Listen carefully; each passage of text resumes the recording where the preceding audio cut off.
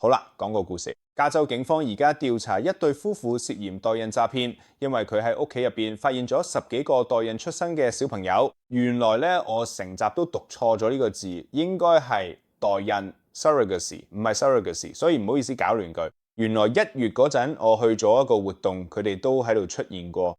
記唔記得我拍過一條 vlog 講我去特朗普就職典禮嗰次？佢哋好大機會係中共間諜。呢單嘢真係睇到不得了。警方喺今年5月拘捕咗呢對夫婦，因為佢哋喺自己一間1萬尺嘅屋度搞代孕詐騙，仲擁有一間值400萬美金嘅洛杉磯豪宅。嗰個地方咧好似酒店套房咁樣設計。被捕嘅夫婦分別係65歲嘅孫國軍同埋38歲嘅 Sylvia Zhang。喺嗰條 vlog 入邊咧，1月19號嗰日咧，我俾人邀請咗去一個華裔美國人慈善活動啊。我同埋幾個其他華人 YouTuber 都俾人邀請咗去嗰個活動做嘉賓講嘅。其實我講完自己個 part 之後就好早走嘅，不過我剛坐咗同佢同一間房，隔住個房望到嚟坐嗰張台。咁所以當呢單新聞爆出嚟之後咧，我哋都開始回想翻嗰晚發生過啲咩事嘅。Sean 咧呢個人咧，據講同其中一個 YouTuber 咧講過咧，話佢捐咗好多錢俾特朗普個競選團隊咧，仲話佢同特朗普有互動過。但原來最後發現佢只係同人哋交換過電郵，所以我哋都唔知咁講話捐咗嘅錢係咪真嘅。嗰陣聽落都幾真嘅喎，係咪先？至少對我嚟講，聽落都幾可信嘅。其實有啲人都覺得佢有啲可疑嘅，因為佢講咗好多細節出嚟，所以佢哋仲影咗啲相，打算之後可以佢哋做證據。老實講，如果係我都未必認得出嚇，因為我對認人同記故事都幾差。但我哋嘅地方咧就係識得分好產品。呢個就係 Jinx 花旗參精華。花旗參產品嘅好處真係多到數唔晒，佢可以幫你集中精神、改善睡眠，仲有提升你嘅精力。對我嚟講，食咗超過2年之後，我即時感受到嘅效果就係我醒神嘅，同埋成日都覺得自己運作得好啲。同咖啡因唔同，咖啡因飲咗幾個鐘就冇晒效，仲會有反彈。長期飲仲會令你對咖啡因冇咁敏感。但花旗參係一個天然嘅選擇，可以令你成日都保持平穩嘅精力。佢仲有提升免疫力嘅好處，可以幫你對抗一般感染同埋某啲疾病，啱晒由細路到大人各個年齡層食。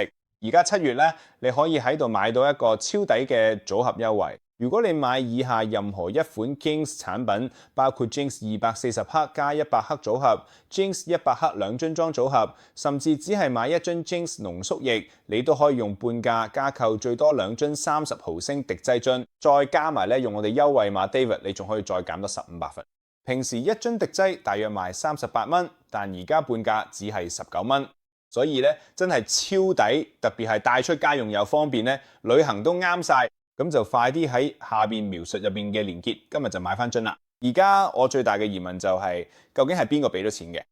又或者如果佢真係搞代孕生意，佢哋賺咗幾多錢？幾時開始做嘅？400萬美金嘅豪宅，普通打工仔點會買得起啊？所以我當然有去查下啦。原來咧呢個人其實唔係咩 MAGA 支持者嘅，我甚至懷疑佢連民主黨都未必支持啦。呢張相咧就係佢出席一個海外華人活動，仲有中國國旗喺度。而家你睇睇同我去嗰個活動比下，嗰度淨係有美國國旗，因為你知啦，你睇美國理應要融入自己嘅價值觀，同時都要適應美國嘅價值觀，根本冇理由要擺中國國旗。任何呢啲活動如果同時有2國國旗，其實好明顯就係親中共、親中國嘅活動。而家 Swan 亦都係新疆華僑總會嘅負責人，佢仲參與咗多個海外組織，好似咩商會、海外媒體商會、海外媒體組織，仲有南加州華人聯盟。呢度有啲活動嘅相片俾大家睇下。呢張相就係佢出席咗其中一個活動，當時中國駐洛杉磯副總領事都喺度。而家呢張第2張相就係佢本人。其實呢啲組織已經俾中共統戰部嚴重滲透嘅。所謂統戰其實就係將佢組織拉攏過嘅，代表行動同發聲都係為咗中共嘅當地國家嘅利益。呢啲組織嘅負責人通常會利用返鄉嘅情懷，大家要團結一齊，以及弘揚中華文化呢啲冠冕堂皇嘅理由，去吸引更多嘅海外華人同胞積極加入到佢哋嘅組織裏邊啦。但係其實呢啲組織都好親中共，喺美國、歐洲成立嘅華人聯誼會或者委員會其實都係親中嘅。咁當然啦，我去嗰個有啲出席嘅慈善活動啦，現場係完全冇提過呢啲嘅。咁所以而家我都開始懷疑咧，Sean 係咪真係被派啲監視我哋？因為我哋一齊去睇佢 YouTuber 都幾多係批評中共嘅。而且呢個活動呢，其實大部分出席者呢都知道自己係逃離嘅共產主義，依家嚟到美國可以享受佢哋。其實有啲人都唔係美國人，佢哋係歐洲人，仲有亞洲嚟嘅。佢哋專登遠道而嚟參加呢個活動，所以成個活動呢都係好明顯係反對中共呢分享美國嘅共同價值觀之類。而家講翻正題咧，其實幾有趣嘅，因為張同 Schwan 係5月嗰陣因為涉嫌重罪，即係危害兒童安全同疏忽照顧被捕，原因係當地醫院打電話報警，話有個2個月大嘅 BB 送嘅時候有頭部受傷。但我都唔太清楚呢單嘢究竟係販賣兒童嘅生意，定係有啲更加陰險嘅佢哋背後。好明顯啦，你知啦，400萬美金嘅豪宅唔係話想買就買到，而且佢哋話想自己養21個小朋友，對我嚟講真係好荒謬。尤其係中國咁耐以嚟都係一孩政策，再加上你知啦，養一個小朋友都已經好貴。但我哋而家知道嘅就係佢哋將15個小朋友留喺嗰間豪宅，另外6個就安置咗喺其他地方。而家商業記錄顯示，喺加州內部佢哋註冊嘅一間叫做 Marks Surrogacy Investment LLC 嘅公司，而呢間公司之前咧就係用呢對夫婦嘅住址登記咗，咁樣就令我懷疑佢哋會唔會其實係全國範圍內更嚴重嘅一部分嘅？因為如果佢哋只係呢個代孕計劃嘅門面或者代表人，咁即係話美國唔只得呢一單咁嘅案件，但係再加埋最近嘅嘢嘅新英格蘭，即係麻省。我記得大部分都係嗰度，即係可能緬因州都有拘捕咗8個中國籍人士。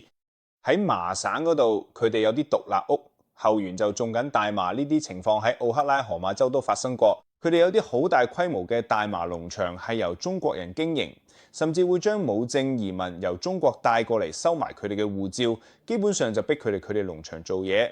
喺我睇嚟咧，呢個並唔係個例。同埋咧，記得加州弗雷斯樂園嗰個廢棄嘅實驗室嚟嘅，呢太荒謬啦！因為佢哋喺裏邊發現咗實驗室測試用嘅老鼠，佢哋發現咗唔同嘅病原體，譬如冠狀病毒、艾滋病毒、肝炎病毒等等，所以就好似喺美國咁樣，佢被廢棄咗，係嘛？太荒謬啦！而且嗰個咧都係屬於一個中國家庭咧，所以外邊真係有啲好離譜嚟嘅發生。我真係好懷疑呢單嘢只係單純啲小朋友執着或者想搞個代孕騙局咁簡單。多謝你收睇今集。希望你睇得開心。咁留言話我知你對呢單案有咩睇法，同埋我頭先講嘅經歷你又點睇？仲有你覺得其實發生緊咩事啊？如果你仲未有訂閱頻道或者點贊同嘅視頻，請點擊點贊按鈕並且訂閱，以便獲取所有同中國相關嘅最新內容。非常多謝你嘅觀看，我哋下次再見。